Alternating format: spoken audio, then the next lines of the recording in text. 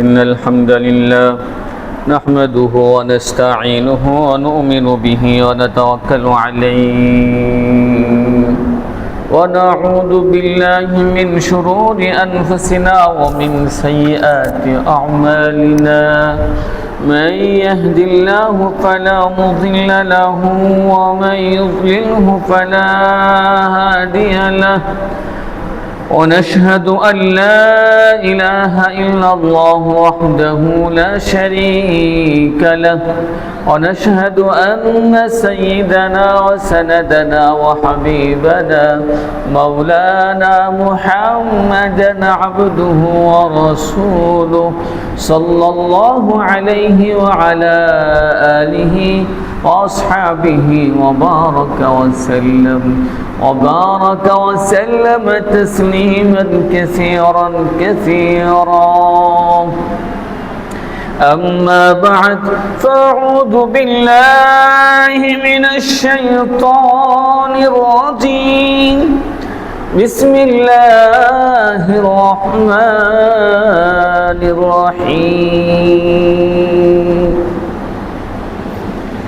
إنما المؤمنون إخوة فاصلحوا بين أخويكم واتقوا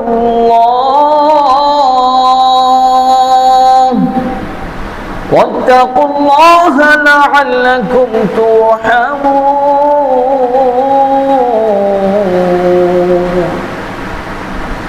وقال النبي صلى الله عليه وسلم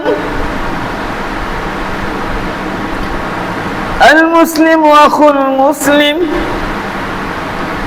لا يظلمه ولا يسلمه ومن كان في حاجة أخيه كان الله في حاجته ومن فرج عن مسلم كربة فرج الله عنه كربات يوم القيامة ومن ستر مسلما ستره الله يوم القيامة أو كما قال النبي صلى الله عليه وسلم برشبي اللهم صل على محمد وعلى آل محمد كما صليت على إبراهيم وعلى آل إبراهيم إنك حميد مجيد اللهم بارك على محمد وعلى آل محمد كما باركت على إبراهيم وعلى آل إبراهيم إنك حميد مجيد بلغ العلا بكماله كشف الدجى بجماله حسنت جميع خصاله صلوا عليه وآله. সম্মানিত হাজরিন, আল্লাহ পাকের দরবারে লাখ কোটি শুকরিয়া যে আল্লাহ সুবহানাহু ওয়া তাআলা আমাদেরকে মানুষ বানাইছেন। আল্লাহ তাআলা খুব মহব্বত করে ভালোবাসা মানুষকে বানাইছেন। ফেরেশতারা চাচ্ছিল না। আল্লাহ বলেন وَإِذْ قَالَ رَبُّكَ لِلْمَلَائِكَةِ إِنِّي جَاعِلٌ فِي الْأَرْضِ خَلِيفَةً قَالُوا أَتَجْعَلُ مَن يُفْسِدُ فِيهَا وَيَسْفِكُ الدِّمَاءَ। আল্লাহ ফেরেশতাদেরকে নিয়ে বসছেন, বসে বলতেছেন আমি দুনিয়াতে মানুষ বানাইতে চাই, প্রতিনিধি, খলিফা। ফেরেশতা বলে আল্লাহ তারা দুনিয়াতে যে মারামারি করবে, কাটাকাটি করবে, হানাহানি করবে, খুনাখুনি করবে, করে কিনা? মানুষ করে কিনা এগুলা? ফেরেশতারা বলতেছে আল্লাহ আগে তো পাঠাইছিলেন জিন এক জাতি, এগুলা করছে, এরা তো এগুলো করবে। আমরাই তো আপনার পবিত্রতা ঘোষণা করি, ইবাদত বন্দেগী আমরাই করি। নাহনু নুসাব্বিহু ওয়া নুকদ্দিসু লাক, আপনার তাসবিহ তাহলিল আমরাই পাঠ করি। ওয়া নুকদ্দিসু লাক, আপনার পবিত্রতা ঘোষণা করি। আপনি যে মহান, সুমহান আপনি, এই পবিত্রতা আমরা ঘোষণা করছি প্রতিদিন, প্রতিনিয়ত। মানুষের দরকার নাই।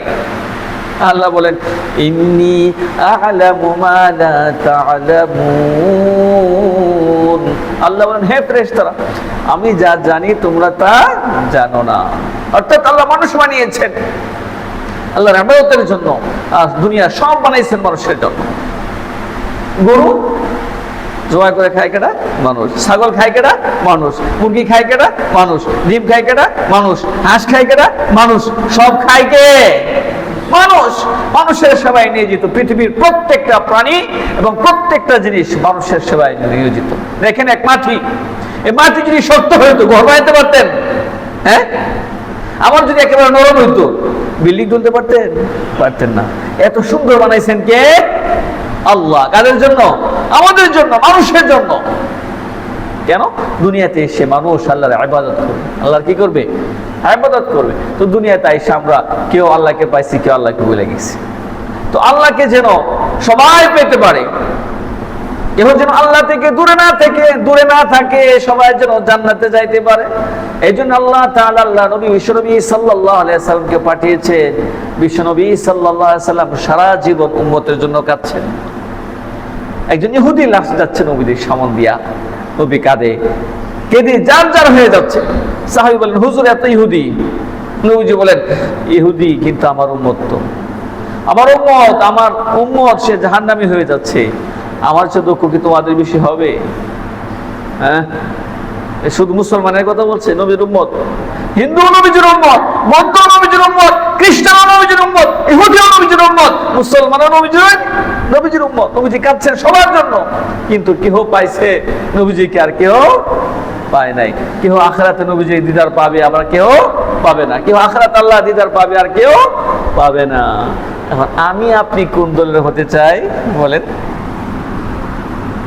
যারা পাবে তাদের দলের, নাকি যারা পাবে না তাদের দলের? যারা পাবে তাদের দলে আমরা সবাই হতে চাই। কি বলেন, হতে চাই কিনা?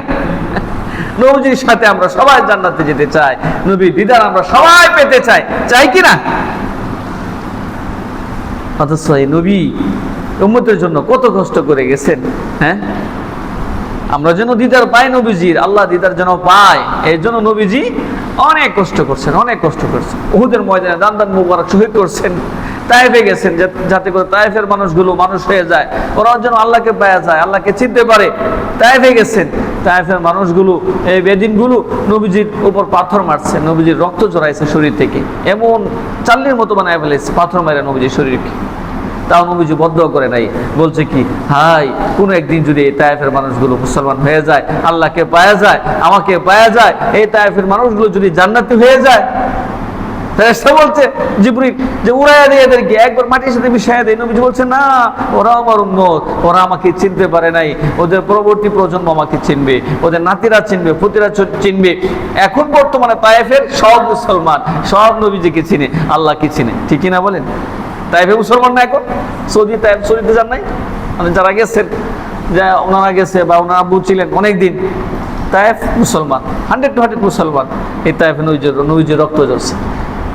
তুমি ব্যস্ত বুজুর্গ, উম্মতের জন্য নবীজি কাঁদছেন, সারাটা জীবন কাঁদছেন, যাতে করে একটা মানুষও জাহান্নামী না হয়, একটা মানুষও যেন জাহান্নামী না হয়, একজন বৌদ্ধ যেন জাহান্নামী না হয়, একজন খ্রিস্টানও যেন জাহান্নামী না হয়, একজন ইহুদিও যেন জাহান্নামী না হয়, একজন হিন্দু ভাইও যেন জাহান্নামের পথে না যায়, আল্লাহকে পেয়ে যায়, জান্নাতে যেতে পারে, চির শান্তি সুখ এর পথে দিশা পেয়ে যায়। সবাই এর জন্য নবী সারা জীবন কাঁদছেন, সারা জীবন কষ্ট করছেন, রাতে গেছেন, দিনে গেছেন মানুষের কাছে, যে বলো কুল লা ইলাহা ইল্লাল্লাহ তুফলিহুন, তোমরা বলো লা ইলাহা ইল্লাল্লাহ, তোমরা কামিয়াব হয়ে যাবে, যে আল্লাহ ছাড়া কোন মাবুদ নাই, আমাদের সবাইকে বানাইছেন আল্লাহ তাআলা। আমাদেরকে কে বানাইছেন?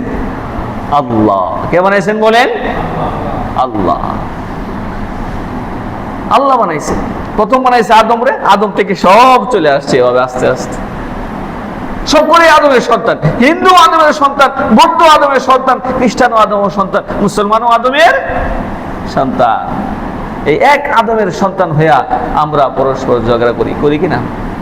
মানুষ হয়ে গেছি আমরা। এই উম্মতকে নবীজি জান্নাতে নেওয়ার জন্য কত মেহনত, কত শ্রম, কত কষ্ট দিচ্ছেন, কত কষ্ট করছেন নবীজি, কত কষ্ট করছেন আল্লাহ। এবং ইন্তেকালের সময় বলতেছে উম্মতি উম্মতি, আমার উম্মত, আমার উম্মত, তোমরা জান্নাতকে ভুলে যাও না, নামাজকে ভুলে যাও না, নামাজকে তোমরা ভুলে যাও না, নামাজ পড়বা। আসসালাত আসসালাত ওয়া মা মালাকাত আইমানুকুম, এবং তোমাদের অধীনস্থ যারা আছে তাদের বিষয়ে সতর্ক থাকবা, তাদের হক আদায় করবা, কর্মচারীর হক আদায় করবা। এমন না কাম করাইলেন 1 মাস, কাম করানোর পরে বলে চাকরি নেই, জায়গা আসলে এরকম ডাকাত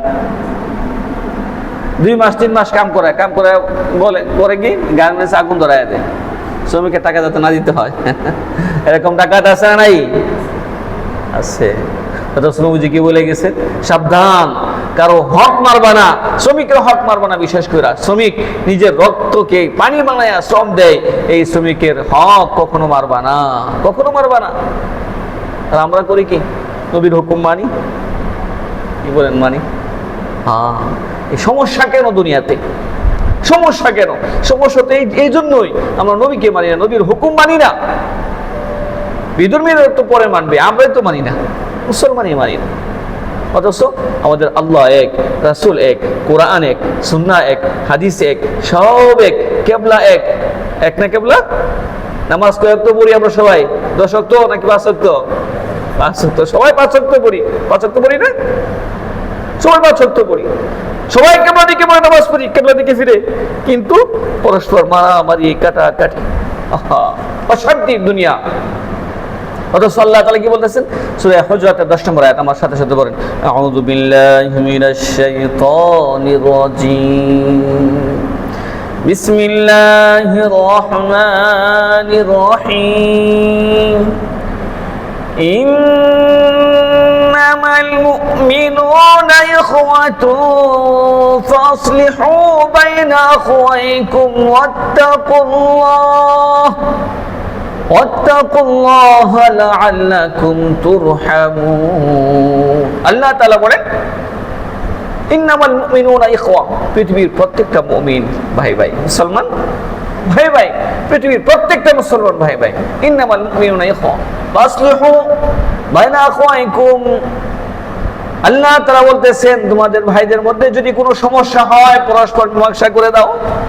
পরস্পর কি করো? মীমাংসা করে দাও। কার কথা? কোরআনের কথা। সূরা হুজরাতের 10 নম্বর আয়াত, সূরা হুজরাতের 10 নম্বর আয়াত। ইন্নামাল মুমিনুনা ইখওয়া, সমস্ত মুসলমান, হোক আমেরিকার, হোক জাপানের, হোক জার্মানের, হোক আফগানিস্তানের, হোক পাকিস্তানের, হোক ইন্ডিয়ার, হোক বাংলাদেশের, হোক জার্মান, হোক আফ্রিকার, যে কোনো দেশের হোক, মুসলমান সবাই ভাই ভাই। সবাই কি? ভাই ভাই। কালো হোক ভাই, মোটা হোক ভাই, চিকন হোক ভাই, সাদা হোক ভাই, সকলেই ভাই ভাই, কোনো ভেদাভেদ নাই। রাজা সেও আমাদের ভাই, প্রজা সেও আমাদের ভাই। মুসলমানে কোনো ভেদাভেদ নাই। সবার মর্যাদা আল্লাহর কাছে সমান। তবে যে বেশি মুত্তাকি আল্লাহওয়ালা, তার মর্যাদা আল্লাহর কাছে বেশি, তার মর্যাদা আল্লাহর কাছে বেশি। তো আল্লাহ তাআলা বলতেছেন, সকল মুসলমান ভাই ভাই যেখানেই থাকো, তবে যদি তোমাদের মধ্যে কোনো সমস্যা হয়ে যায়, ফাসলিহু বাইনা আখওয়াইকুম, তোমাদের ভাইদের মধ্যে তোমরা মীমাংসা করে দাও, সংশোধন করে দাও কোনো সমস্যা হলে। ওয়াত্তাকুল্লাহ, আর আল্লাহকে ভয় করো। আল্লাহকে ভয় করা কথা কেন বলছেন? দেখেন যে আপনার দুইজন ঝগড়া লাগছে বা সমস্যা হয়েছে, আর এক নেতা যে এক পক্ষে টাকা খায়, এক পক্ষপাতিত্ব করে কিনা? কি বলেন? পক্ষপাতিত্ব করে কিনা? আল্লাহ তাআলা বলতেন, সাবধান, আল্লাহকে ভয় করো, টাকা খায়া এক পাক্ষিক বিচার করো না। সাবধান, যা টাকা আছে সে টাকা দিয়ে বিচার কিনে নেয়, আদালত কিনে নেয়, কোর্ট কিনে নেয়, কাছারি কিনে নেয়। আল্লাহ বলেছেন, সাবধান, আল্লাহকে ভয় করো, আমার কাছে আসতে হবে। লাআল্লাকুম তুরহামুন, যদি তোমরা সঠিক বিচার করো, ন্যায় বিচার করো, মানুষের মধ্যে ঝগড়া সুন্দরভাবে মীমাংসা করে দাও, ঝগড়া লাগায় না রাখো। লাআল্লাকুম তুরহামুন, আল্লাহ বলেন তোমাদের উপর আল্লাহ রহমত করবে। এজন্য দেখবেন যেখানে মারামারি নাই, কাটাকাটি নাই, সুন্দরভাবে পরস্পর মাইনা চলে, সেই এলাকায় অশান্তি নাই। আছে? যে এলাকায় মুরব্বীদেরকে মানে, মুরব্বীদেরকে ভালোবাসে, মহব্বত করে, ছোটদেরকে ভালোবাসে, মুরব্বীরা ঝগড়া করে না, মারামারি কাটাকাটি করে না, সে এলাকা অন্যরকম এলাকা। সেটা এমন এলাকায় দরকার, এমন এলাকায় দরকার। তুমি ভাই দোস্ত বুজুর্গ, আল্লাহ তাআলা বলতেছেন, মুসলমান ভাই কেউ কাউকে কষ্ট দিবে না, এটাই মুসলমানের কাজ, মুসলমানের কর্তব্য এটাই। আপনার বুখারী শরীফের একটা হাদিস আপনাদের সামনে আমি পড়তেছি। হাদিসটা আমি আপনাদেরকে বললাম আমার সাথে সাথে, এত সুন্দর হাদিস, আল্লাহু আকবার। দুইটা হাদিস, আমি দুইটা হাদিসে আজকে আপনাদের সামনে বলবো। খুব সুন্দর দুইটা হাদিস, খুব সুন্দর। আল্লাহু আকবার। বুখারী শরীফের 6951 নম্বর হাদিস। বুখারী শরীফের 6951 হাদিস নাম্বার কত বলেন? 6951। কোন কিতাবের? বুখারী শরীফের। কোন কিতাবের? বুখারী শরীফের হাদিস। নবীজি বলতেছেন আল মুসলিমু আখুল মুসলিম। বলেন হাদিসটা কি? আল মুসলিমু আখুল মুসলিম, মুসলমান মুসলমানের ভাই, মুসলমান মুসলমানের ভাই। মুসলমান মুসলমানের কি আগে? ভাই। মুসলমান মুসলমানের কি? ভাই। লা ইয়াজলিমুহু, নবীজি বলেন ভাই ভাইকে জুলুম করতে পারে না। অতএব মুসলমান মুসলমানকে জুলুম করতে পারে না। শুধু এতটুকু নয়, কোন মুসলমান কোন হিন্দু বৌদ্ধ খ্রিস্টানের উপর জুলুম করতে পারে না, এমনকি একটা কুকুরের উপরও না। যে প্রকৃত মুসলিম তারা দ্বারা কোনো প্রাণী কষ্ট পাবে না। কি বলেন? পাবে? কোনো প্রাণী না, মানুষ তো বড় কথা, কোন শিয়াল কুকুরও তার দ্বারা কষ্ট পাবে না, যদি সে প্রকৃত মানুষ হয়। এখন বলতে পারেন হুজুর তাহলে শিয়াল কি মারবো না, সাপটা পারবো না? যেগুলো ক্ষতিকারক প্রাণী সেগুলো মারা জায়েজ, মারবেন। সাপ মারা সুন্নত, সাপ পাইলে মারে ফেলবেন। তবে সাপ মারা অভিযানে নামা যাবে না, ভেজাল আছে। জিনও থাকে সাপের সুরতে, আবার সব সাপ মারে ফেলাইলে প্রাকৃতিক বিপর্যয় ঘটবে, প্রাকৃতিক বিপর্যয় ঘটবে। তো যেটা সামনে পড়ে সেটা মারা সুন্নত, যেটা সামনে পড়ে সেটা কি মারা সুন্নত, সাপ মেরে ফেলবেন। তো যে প্রকৃত মানুষ সে কোনো প্রাণীকে কষ্ট দিতে পারে না, মানুষ তো পরের কথা। আজকে আমরা মুসলমানকে কষ্ট দিই, অথচ নবীজি কি বলতেছেন? মুসলমান মুসলমানের ভাই, আল মুসলিমু আখুল মুসলিম, মুসলমান মুসলমানের ভাই, লা ইয়াজলিমুহু, সে কারো উপর জুলুম করতে পারে না, ওয়ালা ইসলিমুহু, কোন মুসলমানকে কোন খ্রিস্টানের হাতে কোন ইহুদির হাতে তুলে দিতে পারে না হত্যার জন্য। যেমন আপনারা জানেন আমেরিকা যখন আফগানিস্তানে হামলা করে, ইস্যু কি ছিল? যে লাদেনকে, ওসামা বিন লাদেনকে আমাদের হাতে তুলে দেন। জানেন তো সবাই, আমেরিকা বলছিল, বুশ, ওসামা বিন লাদেনকে আমাদের হাতে তুলে দেন। তখন মোল্লা ওমর বলেছিলেন অসম্ভব, প্রয়োজনে আমরা পুরো আফগানিস্তানের মানুষ শহীদ হয়ে যাব, তাও আমরা আমাদের মুসলমানদেরকে কোনো কাফেরের হাতে হত্যার জন্য তুলে দিতে পারি না। এটাই মুসলমানের প্রয়োজন, আদর্শ, এটাই মুসলমানের আদর্শ। মোল্লা ওমর বলেছিলেন তিনি আমাদের মেহমান। আর হুজুর সাল্লাল্লাহু আলাইহি ওয়াসাল্লাম বলেছেন মান ইয়ামিনু বিল্লাহি ওয়াল ইয়াউমিল আখির, যে আল্লাহকে বিশ্বাস করে, আখিরাতকে বিশ্বাস করে, ফালইউকরিম যায়ফা, সেজন্য তার মেহমানকে সম্মান করে, সেজন্য তার মেহমানকে কি করে? সম্মান করে। আরে ভাই আমাদের অবস্থা তো এরকম, যদি মেহমান আসে কি করি? রে কাম কাজ নাই, বাহানা ধরে মেহমান তাড়ানোর একটা বাহানা খুঁজি কিনা। আর যদি আপনার বেন আসে, আগে বিলে করতো কি আপনার একদিন থাকার পরে বেআইন গাটলি আছে না, ব্যাগ আগে দেখো বেআইন, আপনি যাবেন কেনা কি তা? আরে তাহেন যাওয়া লাগবো না, ব্যাগ হাতে দিয়ে করবেন যাইবেন কেনা কি তা? তাহেন যাওয়া লাগবো না। এগুলো আমাদের স্বভাব, আমাদের স্বভাব। মেহমানদারি করা সুন্নত, মেহমানদারি করা কি সুন্নত। মেহমানদারি করে, যে মেহমানদারি করলেন আপনি, এটা কি আপনার রিজিক নাকি তার রিজিক? তার রিজিক, তার রিজিক। মেহমানদারি করলে আল্লাহ রিজিকে বরকত দান করে। মেহমানদারি করলে কি হয়? রিজিকে বরকত হয়। জন্য মেহমানদারি আমরা করবো ইনশাআল্লাহ। মেহমান আসছে, ভাই আসছে, ভাতিজা আসছে, ভাবি আসছে, বন্ধুরা আসছে, আত্মীয় স্বজন আসছে, সবার মেহমানদারি করবো। বিশেষ করে মা বাবা, আত্মীয় স্বজন ওনারা যদি আসে, চাচারা আসে, ওনাদের আমরা মেহমানদারি করবো। এটা হুজুর সাল্লাল্লাহু আলাইহি ওয়াসাল্লামের নির্দেশ, বুখারী শরীফের হাদিস। দুপুরের অংশ নবীজি বলতেছেন মান কানা ফি হাজাতি আখি কানা আল্লাহু ফি হাজাতিহি। কোন মুসলমান যদি কোন মুসলমানের একটা প্রয়োজন পুরা করে, বিপদে পড়ছে, ওরা খাবার নাই, আপনি 2 কেজি চাউল দিলেন, 1 কেজি চাউল দিলেন, নবীজি বলতেছেন কানা আল্লাহু ফি হাজাতিহি। ওই বান্দা সে যদি কখনো কোনোদিন বিপদে পড়ে যায়, রাস্তাঘাটে আল্লাহ তার বিপদ থেকে উদ্ধার করবেন। সুবহানাল্লাহ বলবেন না? নবীজি বলতেছেন মান কানা ফি হাজাতি আখিহি, কোন মুসলমান যদি কোন মুসলমানের একটা হাজত পুরা করে, ছোট্ট একটা হাজত, নবীজি বলতেছেন আল্লাহ তার সকল বিপদে সাহায্য করবেন। কে সাহায্য করবেন? আল্লাহ।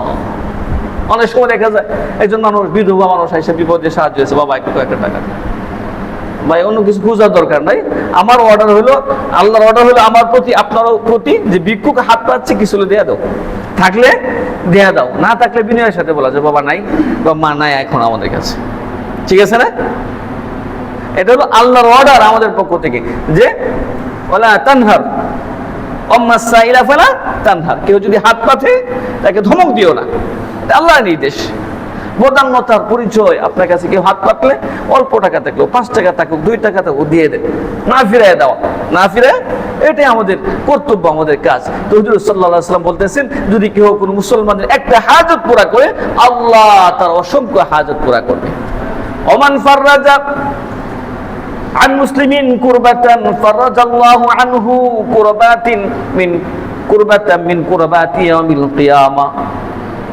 নবীজি বলতেছেন, যদি কোনো মুসলমানের কি হোক একটা বিপদ থেকে উদ্ধার করে, বিপদে পড়ে গেছে কেউ, আপনার কাছে আসছে, বাবা এক বিপদ থেকে উদ্ধার করেন, যে কোনো ভাবে আপনি একটু উদ্ধার করে দিলেন, নবীজি বলতেছেন আল্লাহ তাআলা তারে কিয়ামতের দিন যদি কোনো বিপদে আটকে যায়, আল্লাহ তাআলা কিয়ামতের দিন তাকে বিপদ থেকে উদ্ধার করবেন। সুবহানাল্লাহ।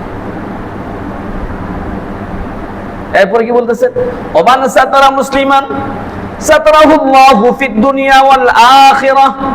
যে ব্যক্তি কোনো মুসলমানের দোষ গোপন রাখবে, যে ব্যক্তি কোনো মুসলমানের দোষ গোপন রাখবে, সাতারাহুল্লাহু ফিদ দুনিয়া ওয়াল আখিরাহ, নবীজি বলেন আল্লাহ তার দুনিয়াতেও দোষ গোপন রাখবেন, আখিরাতেও দোষ গোপন রাখবে। যে ব্যক্তি কোনো মুসলমানের দোষ গোপন রাখবে, আল্লাহ তার দুনিয়াতেও দোষ গোপন রাখবেন, আখিরাতেও দোষ গোপন রাখবেন। তাহলে এই হাদিসের মধ্যে আমরা কয়টা জিনিস পাইলাম? নবীজি বলতেছেন, এক নম্বরে বুখারী শরীফের হাদিস 6951 নম্বর হাদিস, 6951 নম্বর হাদিস। এক নম্বর পাইলাম কি, আল মুসলিম আখুল মুসলিম, মুসলমান মুসলমানের ভাই, মুসলমান মুসলমানের ভাই, লা ইয়াজলিমুহু, মুসলমান কখনো মুসলমানের উপর জুলুম করতে পারে না, কোনো বিদুর্বরীর উপরও না, কোনো প্রাণীর উপরও না। ওয়ালা ইসলিমুহু, মুসলমান মুসলমানকে অন্যের কাছে সুপুর্দ করে দিল জুলুমের জন্য, এটা করতে পারে না। 3 নম্বর কি পাইলাম, যে কেউ যদি কোনো মুসলমানের একটা হাজত পুরা করে, আল্লাহ তার অসংখ্য হাজত পূরণ করে দিবে। 4 নম্বর পাইলাম কি, যদি কেউ কোনো মুসলমানকে কোনো বিপদ থেকে উদ্ধার করে, আল্লাহ তাআলা তার অসংখ্য বিপদ থেকে দুনিয়াতে এবং আখিরাতে উদ্ধার করবেন। 5 নম্বর শিক্ষা হলো এই হাদিস থেকে, পয়েন্ট হলো নবীজি বলতেছেন যে কোনো মুসলমানের একটা দোষ গোপন রাখলো, আপনি জানেন সে একটা অপরাধ করে ফেলাইছে, যদি রেগুলার অপরাধ করে তখন অবশ্যই আপনার কর্তব্য হলো তাকে ধরে দেওয়া, তাকে পাকড়াও করা, যেন অপরাধ না করতে পারে। বাকি একটা অপরাধ করে ফেলাইছে, আল্লাহর কাছে তওবা করছে, তাকে খুঁটা না দেওয়া, বরং এটা দোষটা গোপন রাখা। দোষটা কি করা? গোপন রাখা। আমাদের স্বভাব এরকম যে একটা মুসলমানের দোষ পাইলে এটা তার লুঙ্গি খুলে দিই, চেষ্টা করি যে আর একবারে অঙ্গ করে দিতে, কি বলেন, করি কিনা? না ভাই, নিষেধ হাদিসে। সমস্যা কি, যদি এই কাজটা আমরা করি, হাদিসের মধ্যে আসছে, হাদিস হলো আবু দাউদ শরীফের 4880 নম্বর হাদিস, 4880 নম্বর হাদিস। নবীজি বলতেছেন, ইয়া মাশারা মান আমানা বিলিসানি, হে নামদারি মুসলমান, ভালো করে শুনো, ওয়ালাম ইয়াদখুলিল ঈমান কলবা, যাদের অন্তরে ঈমান ঢুকে নাই, শুধু মুখে মুখে ঈমান, লা তাগতাবুল মুসলিমিন, মুসলমানদের গীবত করো না। আছে না, আপনার সুযোগ পাইলেই চার দোকানে বসে, ওইখানে বসে ওর গীবত করে, কই হালা খারাপ, ও খারাপ, ও বদমাইশ, ও গুন্ডা, করে কিনা? সাবধান, এগুলো করা যাবে না। মুসলমানের গীবত করা, মুসলমানের দুর্নাম করা, মুসলমানের বদনাম করা যাবে? কি বলেন, যাবে? কখনোই না, সম্পূর্ণভাবে নিষেধ এটা। নবীজি বলছেন সাবধান, কারো গীবত করবা না, কারো গীবত করা যাবে না, নিষেধ এটা। ওয়ালা তাত্তাবিউ আওরাতিহিম, নবীজি বলেন কারো দোষ খুঁটা খুঁটা বার করো না, লাগে থাকে পিছনে পিছনে দেখি হ্যাঁ কিভাবে চলে গে, একটা দোষ যদি পাই ফেসবুকে দিয়ে দিব, আছে কিনা এরকম দোষ খুঁজে কিনা? নবীজি বলেছেন সাবধান, মুসলমানের দোষ খুঁজবা না, কারো দোষ খুঁজবা না। শুধু মুসলমান কেন, কারো দোষ খুঁজবা না, দোষ খোঁজা যাবে না, অন্যায় খোঁজা যাবে না। মানুষের ভালো গুণগুলি দেখো, আমরা তো মানুষ, কি বলে, মানুষ না?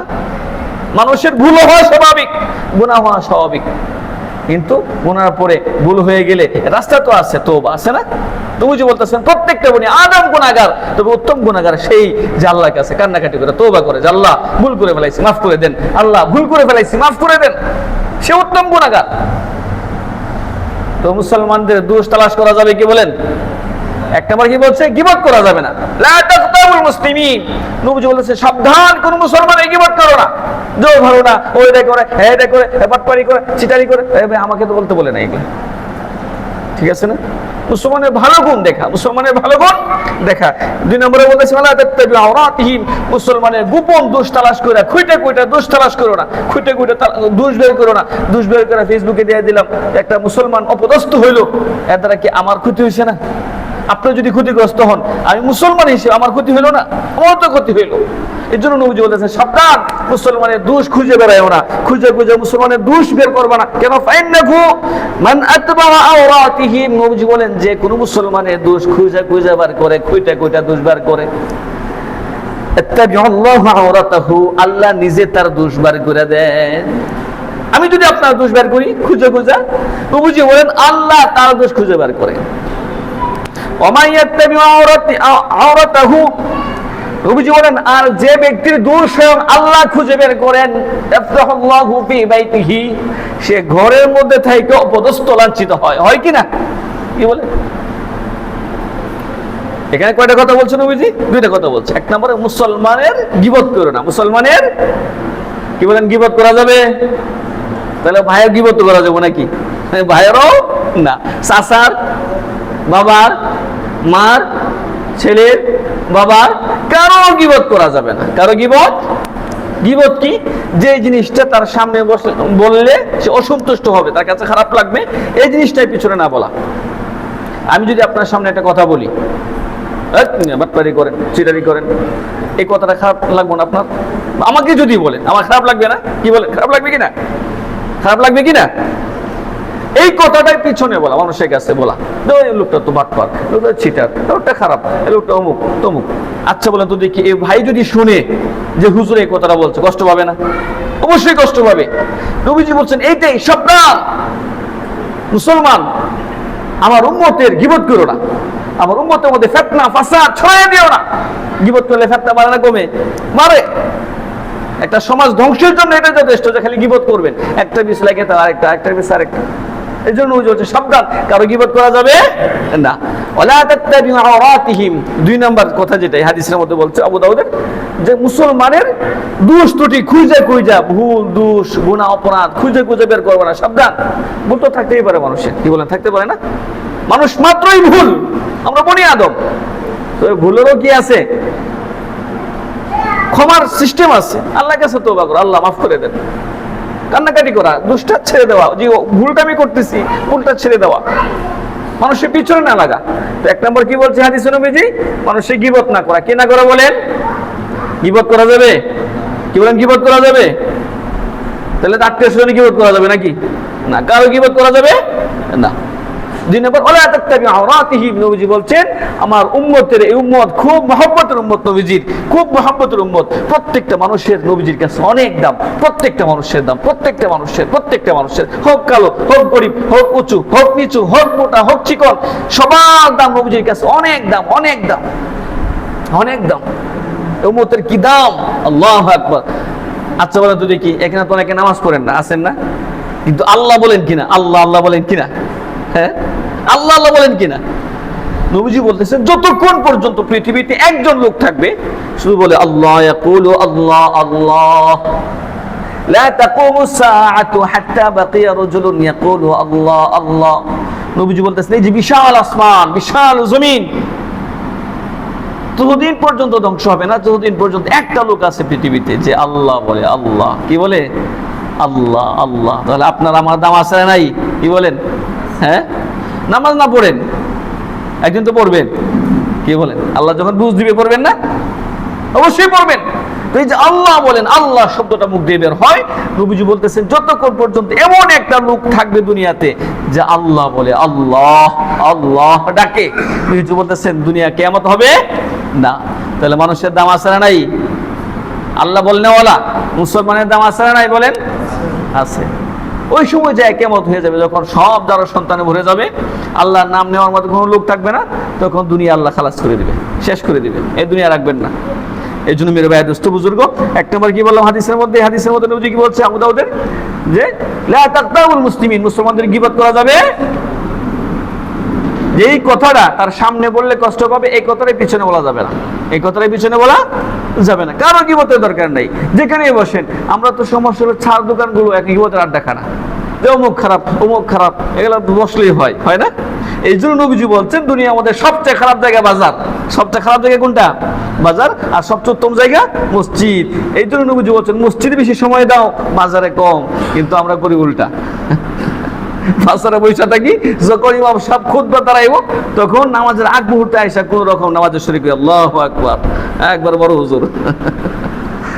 এরকমই তো করি আমরা, গীবতের জায়গায় বসে থাকি। তো বলছে না ভাই, গীবত করা যাবে না, গীবতের জায়গায় বেশি সময়ও দেওয়া যাবে না। 2 নম্বর, ওয়ালা তাত্তাবিউ আওরাতিহিম, মুসলমানদের গোপন দোষ ত্রুটি খুঁজে বেড়ানো যাবে না, বরং ডাইকে রাখা। বরং কি রাখা?